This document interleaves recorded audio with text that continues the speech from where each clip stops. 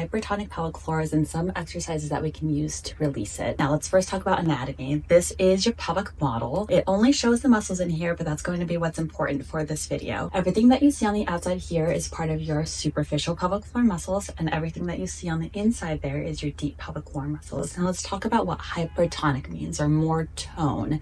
If you take your hand, you put it in a fist, and you touch this part of your palm, you can see how tense and tight that is.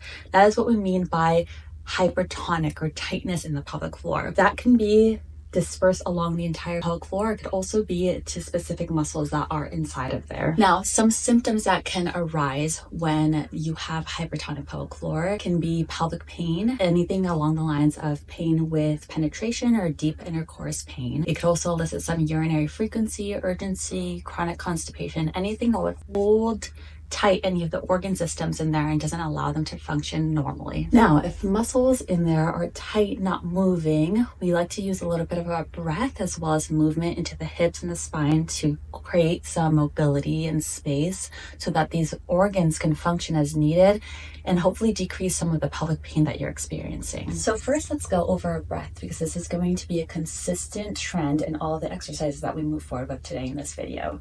So first, you saw the anatomy in the pelvic floor. I want you to visualize these muscles when we are talking about expanding with our breath. I also want you to think of either a ball or a balloon or even maybe a lung that's settled within this bowl-like structure. Every time that you take an inhale, I want you to think of expanding and stretching out those pelvic floor muscles. And as you exhale, it returns to baseline. Again, inhale through your nose. Exhale, bring it back to baseline. I need you to remember that we are not purposely pushing the muscles out, nor are we, upon returning, squeezing those pelvic floor muscles. It should be just like a breath that you would take normally. Again, inhale, think about expanding at that pelvic floor, and baseline, return back to normal. We will be using this for the rest of the video. All right, now that we're ready to do some of our stretches, go ahead and lay on a mat. You can use a pillow for your head and some extra pillows for some knee support as we start with our butterfly stretch.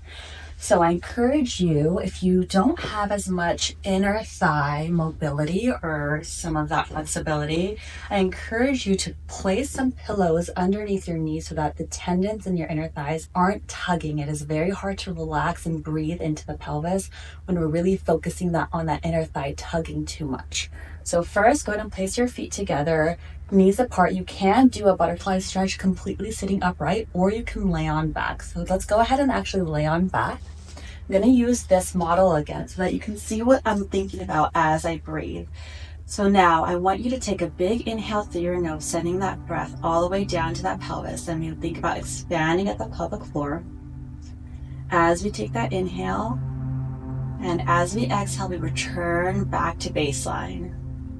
As great as this stretch is just positionally, what sends it to the top for some of that pelvic floor stretching is actually that breath that we pair with it.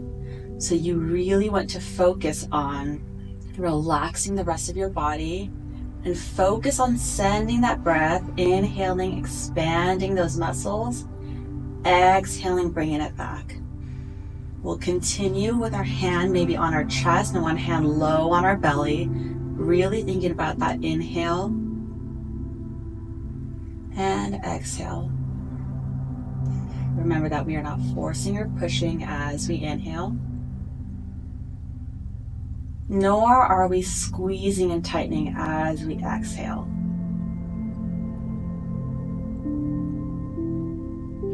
Let's continue for another 2.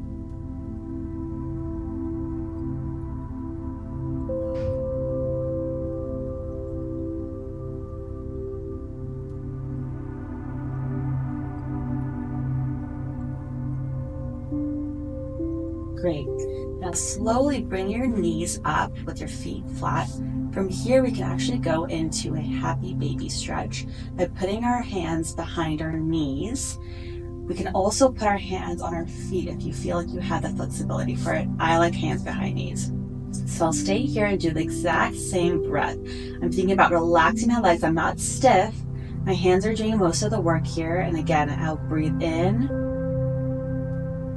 Thinking about that inhale to expand those muscles, exhale to bring it back to normal. Again, inhale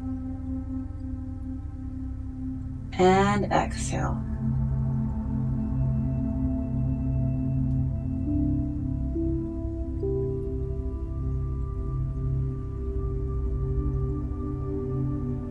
Good, let's go for another 2.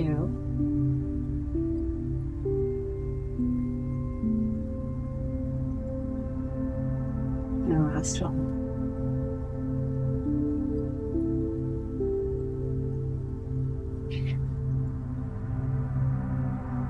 Now, moving forward from here, you might need to use these pillows for some extra support when you're doing your child's pose.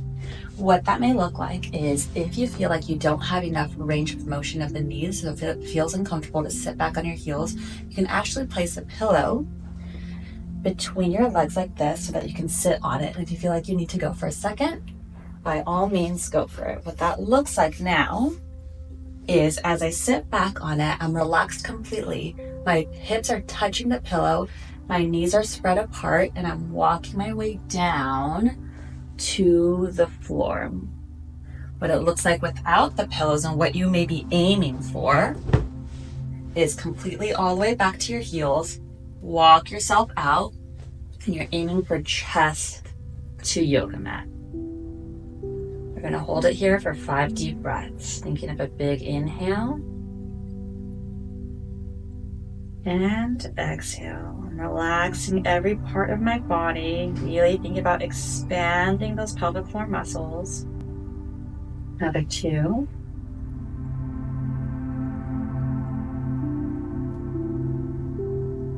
And last one. Slowly walk your way back up. And we take a break here. Now, because pelvic floor tightness or hypertonic pelvic floors can also be related to some external muscular tightness, including your piriformis, your glutes, your hamstrings, your adductors, it's always important to stretch those out so that we can influence the tightness that we experience in the pelvic floor. So one of the most important ones that we're going to get to is actually your piriformis.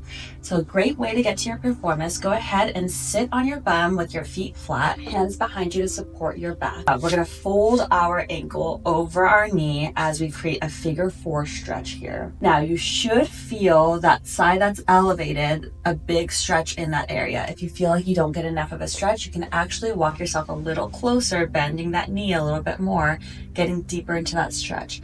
If this feels uncomfortable for your wrist, you can actually go ahead and lay down. What that looks like is you completely on your back, figure 4 stretch, and go ahead and weave your arms through as you hold your leg up, and this gives you a little bit more of that back support. You can hold this here and again incorporate that breath as we inhale, expanding that pelvic floor and actually thinking about that muscle stretching at that piriformis. Remember that we're sending oxygen to our tissues. If we're holding our breath here, that means oxygen is not getting into our tissues. Now we're just guarding. And exhale.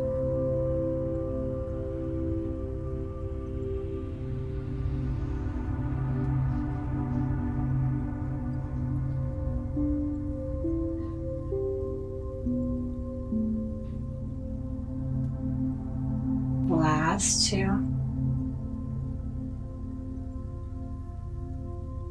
And last 1.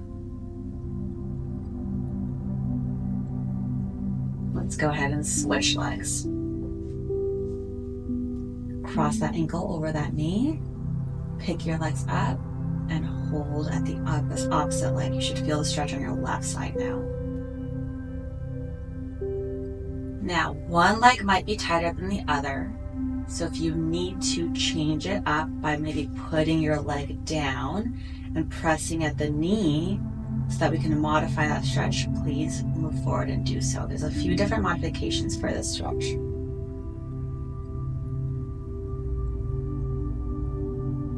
Go ahead and hold for another 3 deep breaths, sending that breath to that pelvic floor and that piriformis.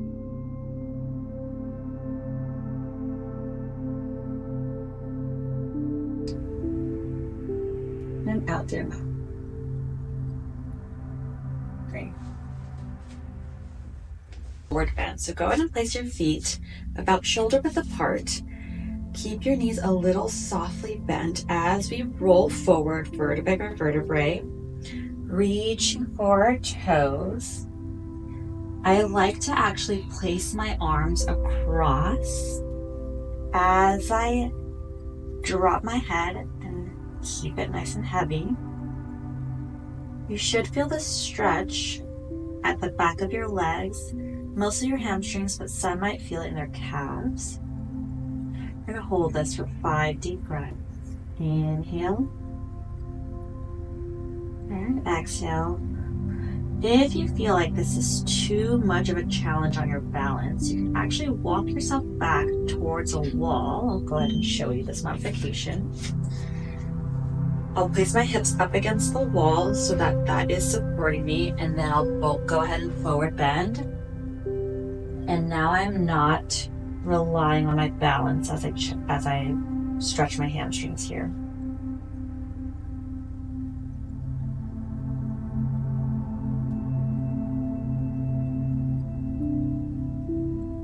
And exhale.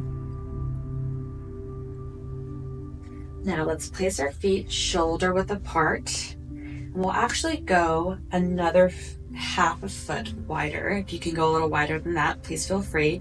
Go ahead and externally rotate your feet. We're going to add a little bit of that inner thigh into this stretch. Again, forward fold, rolling yourself vertebrae by vertebrae. You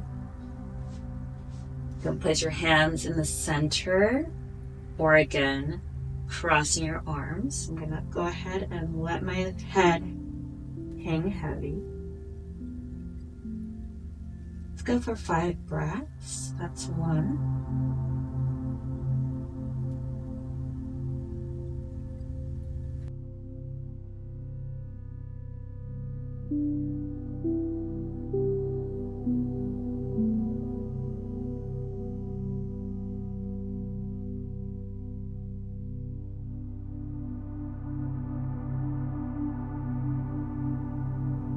Roll up nice and slowly. Head comes up last. We roll up.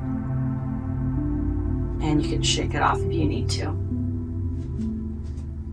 Now that we're done with our stretches, I encourage you to check in on your pelvic floor. Did we actually use the breath efficiently? Or did we accidentally clench and tighten those muscles on one of the challenging stretches? If you did, maybe spend some more time getting into that stretch. Maybe spend some more time focusing on that breath of your pelvic floor. Maybe putting a hand lower to lower belly to actually have some manual cueing for your body. That's all for today. Thanks for joining me.